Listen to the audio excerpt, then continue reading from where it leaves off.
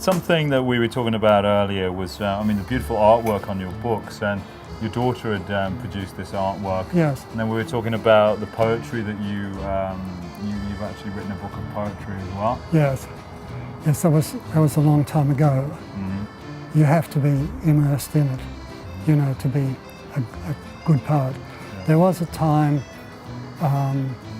before these books were written where I was more immersed in a kind of poetic consciousness, if you know what I mean. Mm-hmm. So, you know, phrases would come into my mind, mm-hmm. you know, and I could jot them down, and they wouldn't make much sense, but you could put them together and create there was a kind of mood that came out of them.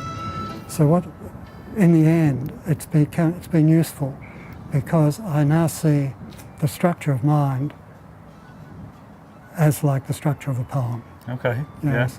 Would you say it's a healing prospect for you, writing poetry? I would say it is, yeah, absolutely. And I became particularly interested in a poet called Wallace Stevens, who's a kind of not very well-known poet, but amongst critics, he's regarded as one of the three great poets of the English language in the 20th century. And he basically admitted that writing poetry through his life had a healing purpose. It was a therapeutic function.